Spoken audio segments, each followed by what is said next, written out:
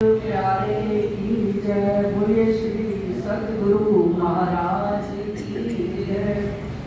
वंदो सतगुरु चरण को, करो सो प्रेम प्रणाम। अशुभ हरण मंगल करण श्री देवचंद्र जी नाम। श्री प्राणनाथ निज मूलपति, श्री महराज सुनाम। तेज कुंवर श्यामा युगल को, पल पल करूं प्रणाम, पल पल करूं प्रणाम। परम आदरणीय सुंदर साथ जी, सर्वप्रथम आप सबके चरणों में कोटानी को प्रेम प्रणाम जी। सुंदर साथ जी, आज का विषय जैसा कि इन्होंने दिया, हमें दिया गया सेवा क्यों करनी चाहिए, और एक प्रश्न और के साथ जोड़ा, जाहिरी या आत्मिक।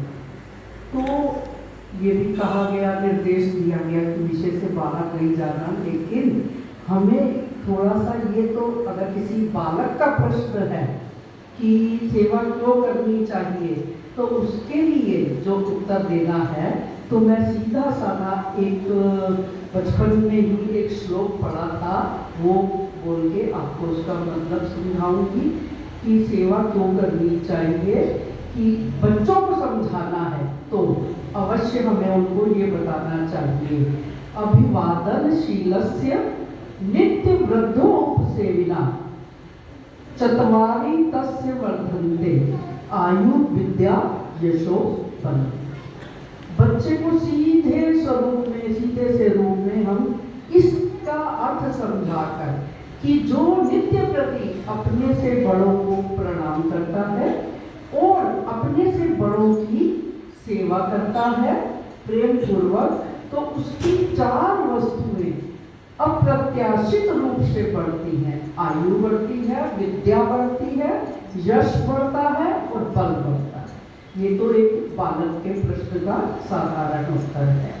तो अब हमें अपने स्तर पर अगर विचार करना है कि सेवा क्यों करनी चाहिए, क्यों के साथ ये दो शब्द जो है जाहिरी और आत्मिक भी संलग्न है, जुड़े हुए हैं। तो इसके लिए हमें जाहिरी सेवा को भी समझना है और आत्मिक सेवा का भेद भी जानना है। तभी हम ये भी जान पाएंगे कि इन दोनों तरह की सेवा से हमें क्या क्या प्राप्त होता है। तो सुंदर साथ जी, जाहिरी सेवा के लिए तो ये है कि जैसे हम परिवार से ही प्रारंभ होती है, परिवार में हम अपने से बड़ों की सेवा करें, उनका सम्मान करें। जाहिरी सेवा में समाज भी आता है कि हम समाज की सेवा के कार्य करें, समाज की उन्नति के में सहयोगी बने, समाज के सुधार में सहयोगी बने, जो वहाँ कुरीतियाँ हैं उनको हटाने में अपना सहयोग दें, ये हमारी सेवा रहेगी। और उसके पश्चात आता है, हम जिस धर्म से, जिस आध्यात्मिक क्षेत्र से जुड़े हुए हैं, तो जहाँ पर हम सब जैसे आज बैठे हुए हैं, हम सबको सुंदर साथ बोलते हैं। अन्य धर्मों में जाएं तो संगत भी बोलते हैं और सेवादार भी बोलते हैं, जो भी कहा जाता है। यानी ये जो धर्म के आधार पर एकत्रित समूह होता है, इनकी सेवा भी ये जाहिरी सेवा में आता है कि हम प्रत्येक के प्रति प्रेम रखें, सम्मान रखें और इनको आवश्यकता के समय हम इनका सहयोग भी करें, ये सेवा में गिना जाएगा। तो अब हम चलते हैं, तो जाहिरी सेवा हो गई। आत्मिक सेवा क्या है?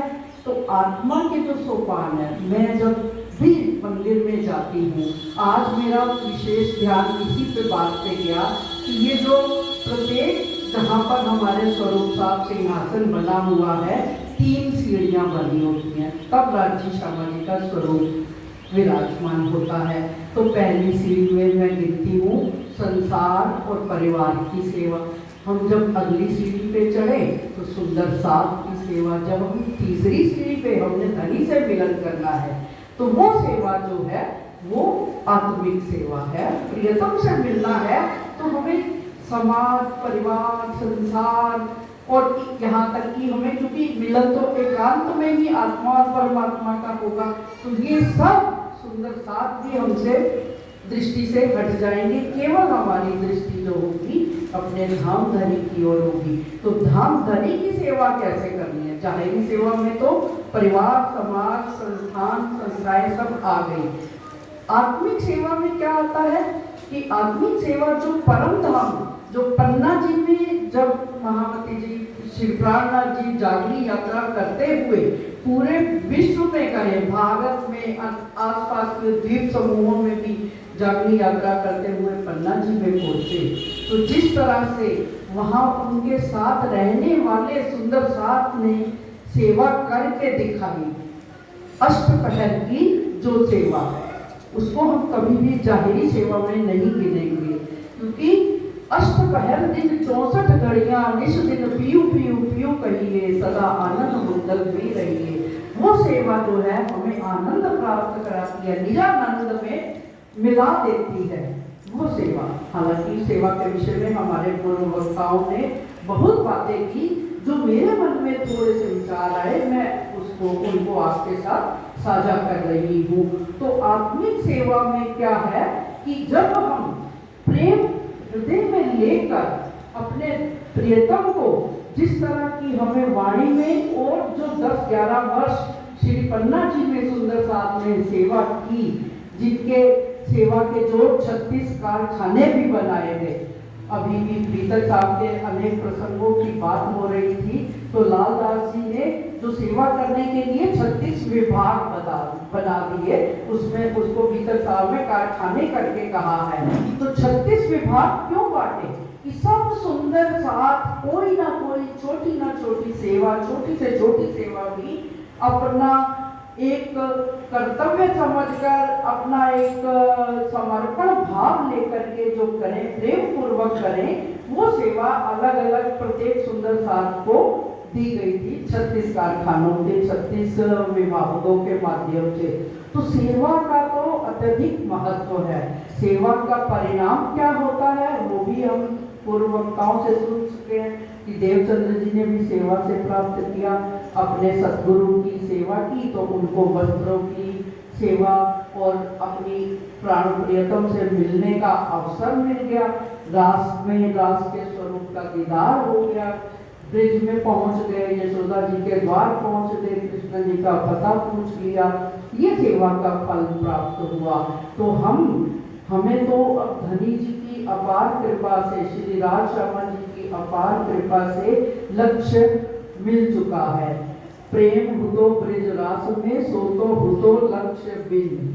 तो उन्होंने भी, जब उनके पास यद्यपि केवल प्रेम था और सेवा थी, फिर भी उनको क्या प्राप्त हुआ कि जब योग माया में श्री कृष्ण ने बांसुरी बजाई, तो उन्होंने इस संसार को गाय के बछड़े के एक फूल के समान समझकर पार कर लिया, अर्थात अपने तनों को छोड़कर वो अपने प्राण प्रियतम योगेश्वर श्री कृष्ण से जाकर मिली और अखंड रास का आनंद लिया। तो ये ब्रज की सेवा थी, जबकि उनके पास लक्ष्य नहीं था, तो वो निराकार को पार करके पहुंच गई। तो हमें तो धामधनी ने लक्ष्य दे दिया है, निराकार के पार थे, 3 पार के भी पार, तो हम क्यों नहीं उस लक्ष्य को सेवा के द्वारा प्राप्त कर सकते। तो हमें किसकी सेवा करनी है? युगल स्वरूप के चरणों की सेवा। निष्दिन ग्रहिए प्रेम सो, श्री युगल स्वरूप के चरण, निर्मल होना याही सो और धाम वर्णन। युगल स्वरूप के चरणों को अपने हृदय में लेकर, उन्हीं की सेवा का भाव लेकर कि हमें उन्हीं के चरणों, क्योंकि जिस तरह से रूह का नाता, आत्मा का नाता परब्रह्म के चरणों से क्या है कि परब्रह्म के चरण लता के समान है, हम उनकी बेल है, तो हमारी आत्मा जो है उन चरणों से लिपटी रहे, कभी भी जुदा नहीं हो सकती। तो सुंदर साथ जी सेवा की तो बहुत विस्तार से वर्णन किया जा सकता है, लेकिन समय की सीमा के कारण मैं यही कहती हूँ कि जिन शुद्ध सेवा की नहीं, ना कछु समझे बात, सो काहे को के नामे अब आप साथ में, जिन शुद्ध ना सुपन साक्षात।